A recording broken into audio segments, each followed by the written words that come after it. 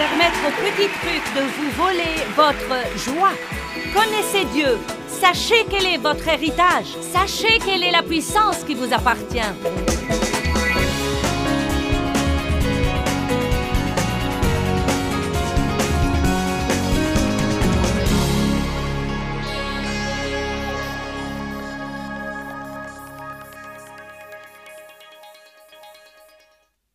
Qu'est-ce qui vous appartient en Christ? Si je cite de mémoire sans chercher des versets, je peux vous citer toutes sortes de choses qui vous appartiennent maintenant d'après la Bible. Elles vous appartiennent maintenant. Elles sont une possession présente, actuelle, en Christ. Vous êtes rachetés en lui. Vous êtes justifiés en lui. Vous êtes sanctifiés en lui. Vous êtes justifiés devant Dieu par lui. Vous avez la paix par lui. Vous avez la joie par lui. Vous avez la puissance en lui. Vous avez l'espérance en lui. Vous avez un avenir en lui. Votre nom est écrit dans le livre de vie de l'agneau par lui. Vous avez la sagesse en lui. Vous avez la créativité. Vous l'avez maintenant. Une des choses les plus importantes que vous pouvez faire, c'est utiliser votre bouche pour prophétiser et déclarer ce que vous avez maintenant en Dieu. Si vous apprenez à appeler les choses qui ne sont pas comme si elles étaient, vous les verrez. Vous direz à cette montagne.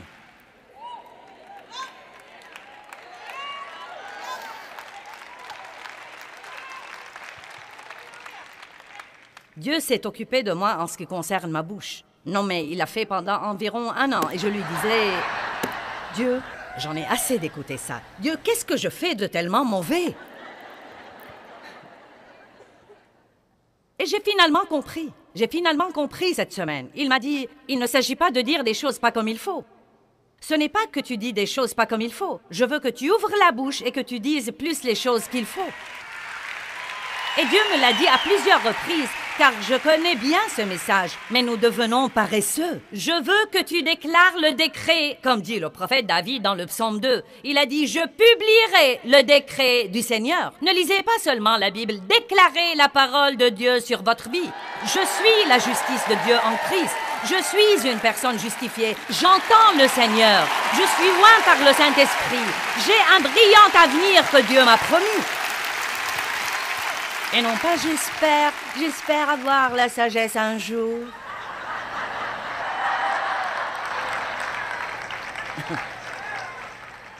Si seulement j'avais la sagesse. Eh bien, si seulement Dieu me parlait, Dieu ne me parle jamais. Mince alors, Jésus a tous les atouts. Nous devons apprendre à l'imiter. Quand il priait, avant même de commencer, il disait, « Père, je te rends grâce de ce que tu m'as entendu. » Wow. Tu m'as entendu et je sais que tu m'as exaucé. Donc, vous savez quoi? J'ai compris. Et j'étais occupée ces derniers jours à déclarer la parole. Je parie que l'enfer est contrarié. Et vous savez quoi? Plus vous déclarez la parole du Seigneur, plus vous vous sentez heureux et plus vous vous sentez puissant.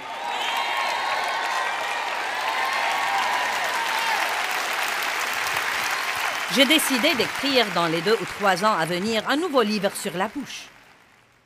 Et je crois que je vais l'intituler « Taisez-vous » et la couverture sera « Une bouche à fermeture éclair ». Oui, nous devons non seulement ne pas dire les choses qu'il ne faut pas, mais encore dire les choses qu'il faut.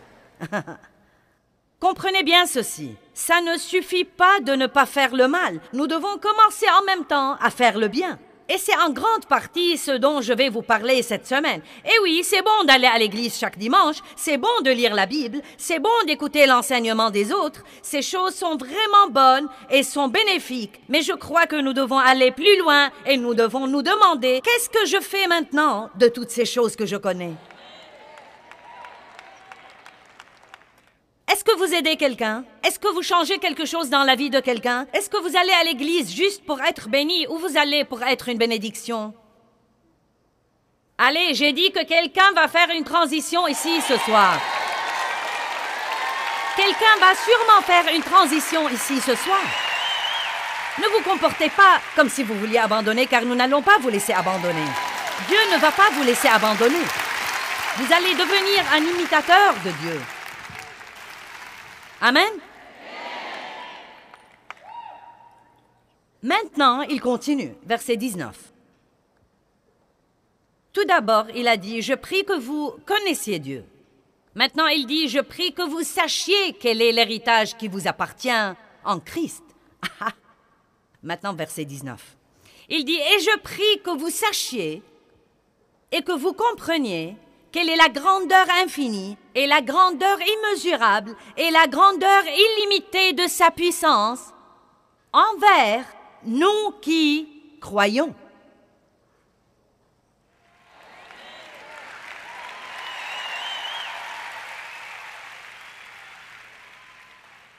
Nous devons travailler un peu là-dessus. Paul a dit, « Mon Dieu, si seulement vous saviez quelle est sa puissance, si seulement vous saviez quelle est la puissance qui est en vous, si seulement vous saviez quelle est la puissance qui est à votre disposition, si seulement vous saviez que toutes choses sont possibles pour Dieu. »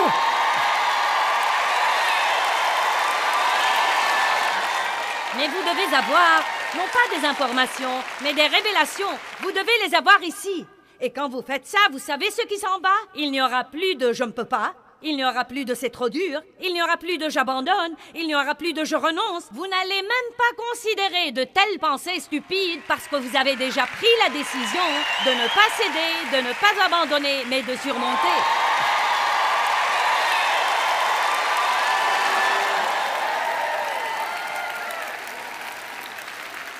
Afin de le connaître, dit l'apôtre Paul dans Philippiens 3:10. Il dit précisément, mon but déterminé est de le connaître et la puissance de sa résurrection qui me ressuscite d'entre tous ces grognons qui essayent de me voler ma joie tous les jours. Et pendant qu'ils sont grognons, je flotte quelque part là-haut et je leur dis, vous aurez une mauvaise journée tout seul, car vous ne pourrez pas me voler ma joie.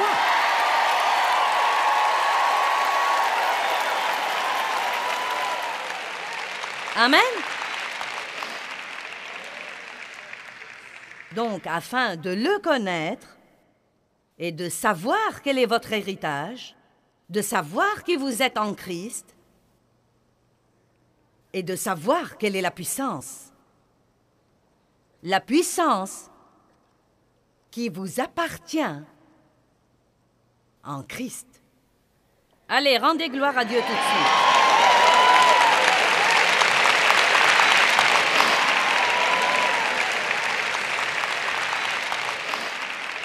Maintenant, je veux vous apprendre une expression.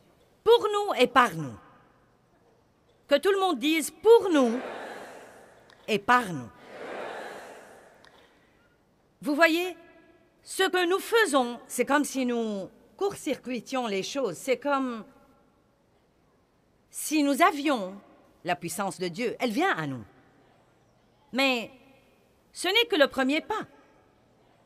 Le second pas est par notre intermédiaire. Donc, j'ai la puissance de Dieu. Elle guérit ma vie.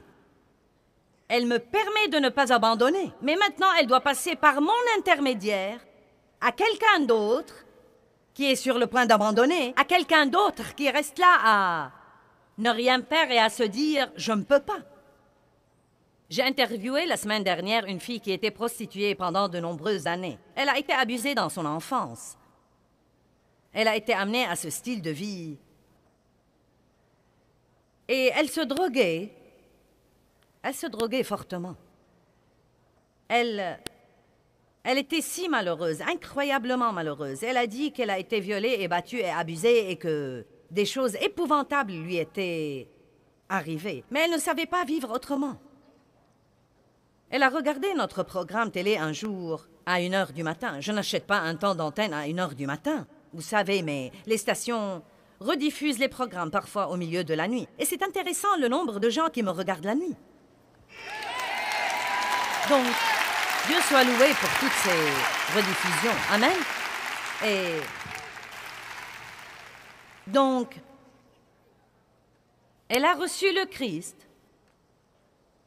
Et elle a eu la guérison dans sa vie. Et maintenant, elle a un ministère à Las Vegas où elle accueille et aide les prostituées qui veulent être délivrées. Donc, vous voyez, c'est un cycle complet pour vous et par vous. Et non seulement pour vous, vous devez arrêter de vouloir que Dieu vous donne quelque chose, ou vous délivre de quelque chose, ou vous fasse quelque chose. Vous devez faire le cycle tout entier. Dieu pour moi et par moi. Pour moi et par moi. C'est la partie qui nous manque et c'est pourquoi l'Église n'impressionne pas le monde, car chacun dit « Je suis venu pour avoir ma bénédiction ».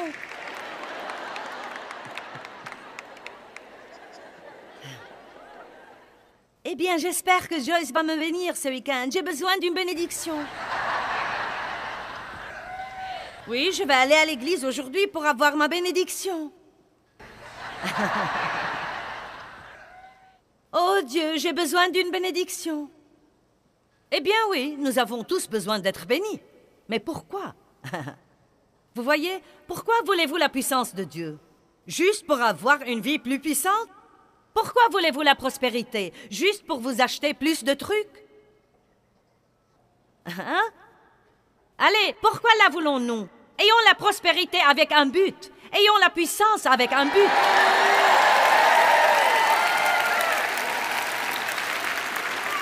Ouh, je suis contente.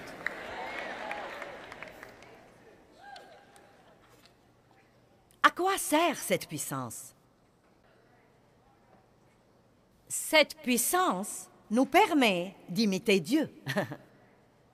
Je ne sais vraiment pas comment le dire plus simplement. Il nous est impossible d'imiter Dieu s'il ne nous donne pas la puissance de l'imiter, mais il nous donne la puissance pour que nous puissions aller dans le monde et le montrer au monde. Jésus a dit, « Celui qui m'a vu a vu le Père. » Et je me demande si nous pourrions jamais dire « Celui qui m'a vu a vu Jésus-Christ. »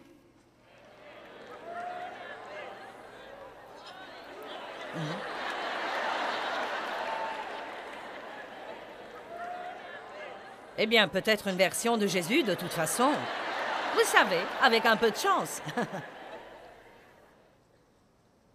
Savez-vous que votre comportement est très important? Et faites attention, votre manière de traiter les autres, tous les autres, Dieu ne fait pas exception de personne. Votre manière de traiter les autres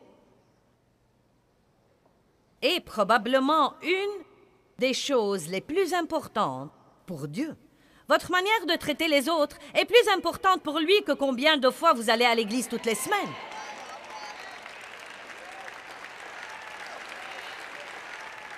Et il y a beaucoup de chrétiens qui ne sont même pas gentils. Ce sont parfois les personnes les plus désagréables que je connaisse.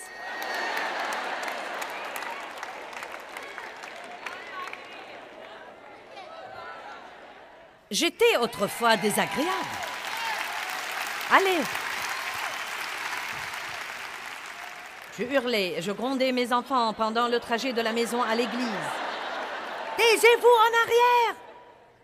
Taisez-vous en arrière! J'essaye de me préparer pour cette réunion. Ne me parlez pas, vous allez ruiner mon onction.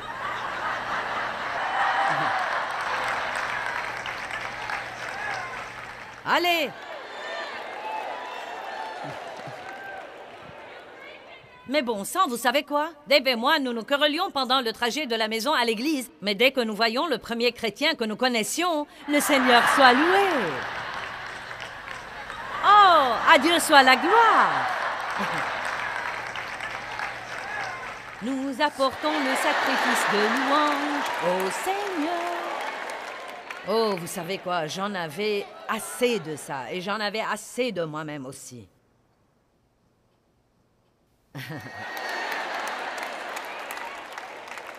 Et j'ai décidé de ne pas être hypocrite. Vous ne verrez de moi que ma vérité. Amen.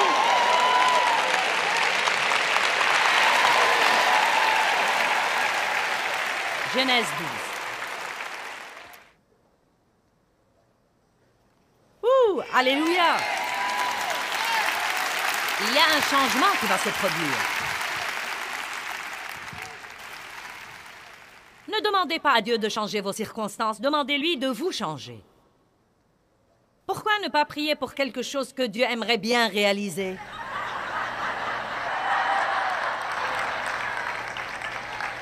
Parce qu'il se fiche pas mal de votre circonstance idiote. Vous vous débarrasserez d'une situation et vous en aurez une autre de toute façon. Apprenez donc à l'accepter. C'est la vérité. Il y aura toujours des choses que vous n'aimerez pas qui se produiront. Vous aurez peu de jours parfaits. Amen. J'étudiais ce soir pour cette réunion. J'ai sorti ceci, je suis allée chercher mon carnet. La moitié de mon ongle a sauté. Je les ai fait faire hier. Bien, donc j'ai trouvé l'ongle. J'ai finalement trouvé l'ongle, j'ai paniqué, j'ai trouvé la colle.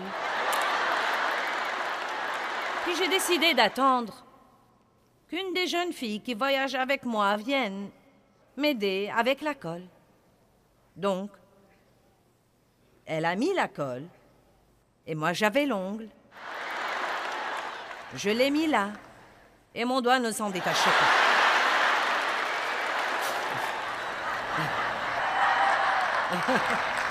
Donc maintenant me voilà. Et chaque fois que j'essayais de détacher mon doigt, cet ongle venait avec lui. Donc nous avons mis plus de colle et je l'ai recollé. J'ai dit à la fille, tu dois chercher une lime à ongles ou n'importe quoi d'autre et essayer de détacher mon pouce. J'ai pensé qu'elle allait me couper le pouce et j'ai dit non!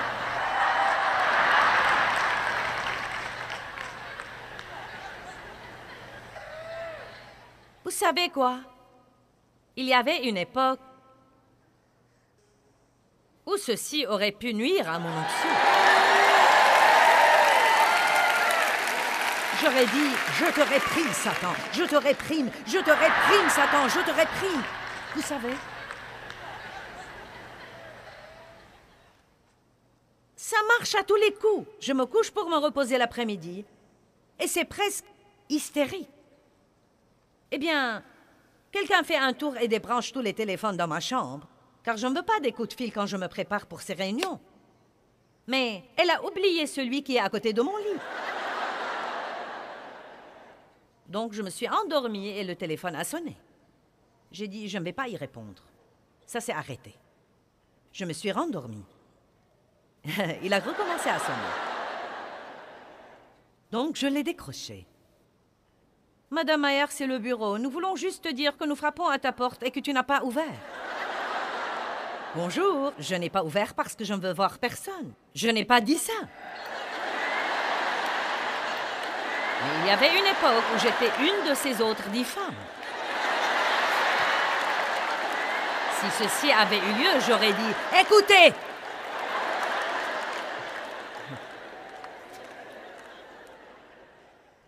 Et vous savez quoi? Ça m'arrive vraiment tout le temps. C'est comme si ça en fait partie maintenant. Vous savez, cette fois-ci, c'est un ongle et quelqu'un qui voulait livrer quelque chose que je ne voulais pas. Et ce sera quelque chose d'autre une autre fois. Vous savez ce que j'ai décidé? Quoi qu'il en soit, soyez heureux. Soyez heureux. Donc me voilà. J'ai de la colle partout sur mon ongle et je prie Dieu de le garder en place. Je ne sais pas. Je devrais probablement le chercher dans mon lit demain matin. Dans le pire des cas, vous savez ce que j'ai dit ce soir? Si je le perds, je mettrai un pansement sur ce doigt. Et ça me donnera plus de puissance pour pointer le doigt.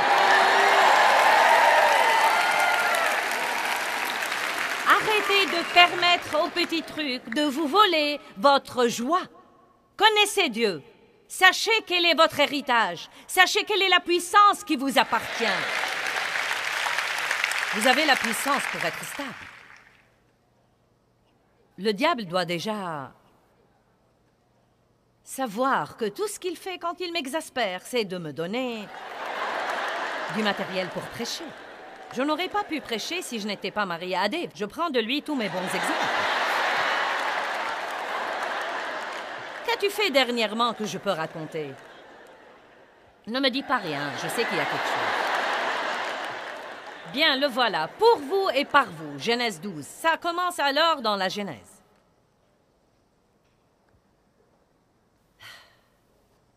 Verset 1, Genèse 12, 1. Maintenant, à Haran, le Seigneur dit à Abraham, « Va-t'en pour ton bien, pour ton avantage, de ton pays, de ta parenté et de la maison de ton père, dans le pays que je te montrerai. » Donc Dieu demandait une obéissance radicale.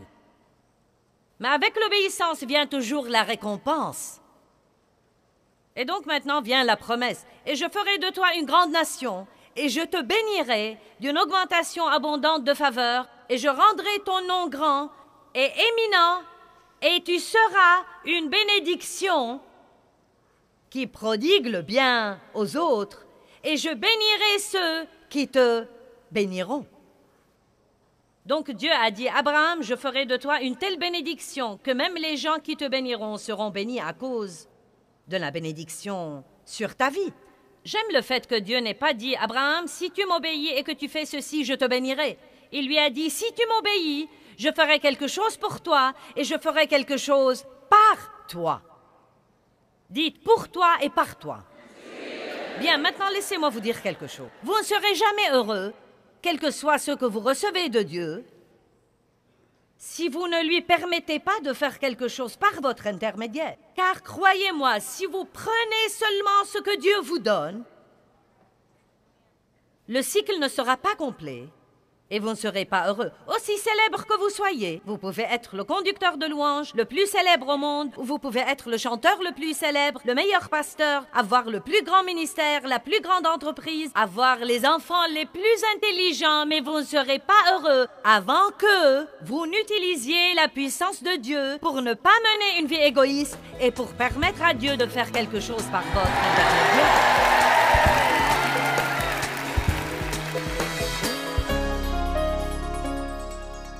Comment vous traitez les autres est plus important pour Dieu que combien de fois vous allez à l'église toutes les semaines. Peut-être que vous vous dites quoi? Eh bien, vous savez, ça ne nous sert à rien d'aller à l'église et d'aller à l'église et d'aller à l'église si ça ne va pas finalement changer notre comportement. Éphésiens 5, verset 1 dit « Devenez donc les imitateurs de Dieu. Imitez-le et suivez son exemple. Traitez-vous les autres comme vous croyez que Jésus les aurait traités. » Nous sommes tous ses enfants bien-aimés. Et il veut que nous traitions les autres de la façon dont il les aurait traités. Eh bien, vous savez, je crois que nous devons apprendre tout ce que nous pouvons apprendre sur Dieu. Comment traite-t-il les autres? Qu'est-ce que nous nous attendons à ce que Dieu fasse dans des situations différentes? Comment pouvons-nous imiter quelqu'un que nous connaissons vraiment bien? Quand on vous pose la question « Connaissez-vous Dieu ?», la plupart répondent d'après le fait qu'ils savent des choses limitées sur Dieu. Mais est-ce que vous connaissez vraiment Dieu?